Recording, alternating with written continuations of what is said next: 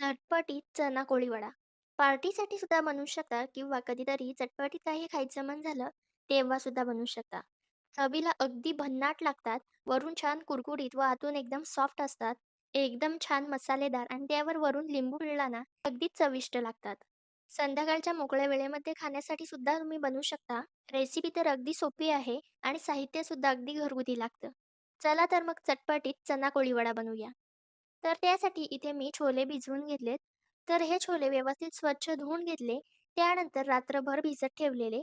जवळपास 7 ते 8 तासांसाठी आपल्याला हे छोले भिजवून घ्यायचे आहेत. त्यानंतर आता हे छोले आपण कुकरमध्ये घेऊयात. यामध्ये गरजेनुसार पाणी घालू व चवीनुसार मीठ घालूया. त्यानंतर अर्धा चमचा हळद. आता आपण कुकरच्या 3 शिट्ट्या करून घेऊया. तर इथे मी कुकरच्या 3 शिट्ट्या करून घेतल्यात. आता हे छोले आपण पाण्यामधून काढून घेऊयात. तर यातील संपूर्ण पाणी काढून टाकलं, तर जवळपास 3 शिट्ट्यांमध्ये हे छोले अगदी व्यवस्थित शिजले जातात. अगदी मऊसूत शिजलेत. फार जास्त सुद्धा शिजवू नका, कारण आपण हे तळून घेणार आहोतच. फक्त यामधील संपूर्ण पाणी काढून टाका. त्यानंतर इथे एक बाउल घेतलाय. यामध्ये अर्धा पळी तेल घेऊयात. चमच्याने म्हणाल तर 2 चमचे तेल घेतलंय. आता यामध्ये 1 चमचाभर लाल तिखट घालूया. अर्धा चमचा हळद, अर्धा चमचा काश्मीरी मिरची पावडर, अर्धा चमचा धनेपूड, चवीनुसार मीठ. हे मसाले आपण तेलामध्ये व्यवस्थित मिक्स करून घेऊयात.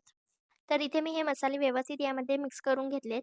त्यानंतर यामध्ये 4 चमचे बेसन घालूया. बेसन घातल्यामुळे चना कोळी वड्याला छान चव येते. त्यानंतर यामध्ये अर्धा कप कॉर्नफ्लॉवर घालूया. कॉर्नफ्लॉवर इथे मी अर्धा कप घातलाय. कॉर्नफ्लॉवर ऐवजी तुम्ही तांदळाची पिठी सुद्धा वापरू शकता. आता आपण हे मिश्रण व्यवस्थित मिक्स करून घेऊयात. तर हे मिश्रण मिक्स करताना यामध्ये 2 ते 3 चमचे पाणी घालूया. फार जास्त पाणी घालू नका, नाहीतर हे मिश्रण पातळ होईल. जवळपास 3 ते 4 चमचे पाणी पुरेसं होतं. तर अशा कन्सिस्टन्सीमध्ये आपल्याला हे मिश्रण तयार करायचं आहे. फार जास्त घट्टसर सुद्धा बनवू नका किंवा फार जास्त पातळही करू नका. आता यामध्ये आपण उकडून घेतलेले छोले घालूयात. त्यानंतर हे छोले आपण यामध्ये व्यवस्थित मिक्स करून घेऊयात. तर यामध्ये आपण तेल घातल्यामुळे हे मिश्रण छोल्यांना व्यवस्थित लागतं. तर अशा पद्धतीने इथे व्यवस्थित मिक्स करून घेतलंय. त्यानंतर इथे तेल गरम केलंय. तेल व्यवस्थित गरम होऊ द्या. तेल जर व्यवस्थित गरम नसेल तर हे छोले नरम पडतात. तर इथे व्यवस्थित तेल गरम झालं की त्यानंतर एक-एक करत आपण हे छोले घालूयात. अशा पद्धतीने तेलामध्ये हे सुटसुटीत आपण छोले घालूयात. तर मध्यम गॅसवर आपण हे छोले तळून घेऊयात. तेल व्यवस्थित गरम असेल तर छोले नरम पडत नाही. 2 ते 3 मिनिट आपण हे छोले मध्यम गॅसवर तळून घेऊया. त्यानंतर गॅसची फ्लेम हाय करूया व हाय फ्लेमवर 1 मिनिटभर तळून घेऊयात. हाय फ्लेमवर तळून घेतले म्हणजे ते वरून छान कुरकुरीत होतात.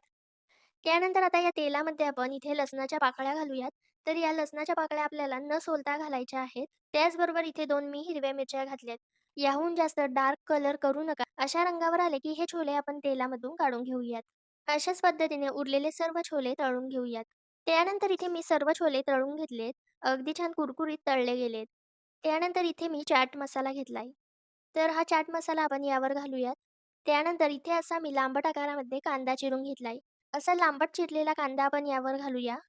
वरून बारीक चिरलेली थोडीशी कोथिंबीर घालूया आणि यावर छान लिंबू पिळूयात. कांद्याचं प्रमाण थोडं जास्त ठेवा. यामध्ये कांदा छान लागतो. अगदी चटपटीत चना कोळीवडा तयार झालाय. अशा पद्धतीने जर तुम्ही चना कोळीवडा बनवला तर तो लवकर नरम सुद्धा होत नाही. भरपूर वेळ छान कुरकुरीत राहतो. तर रेसिपी कशी वाटली ते कमेंट्समध्ये नक्की सांगा व रेसिपी आवडली असेल तर व्हिडिओला लाईक करायला विसरू नका.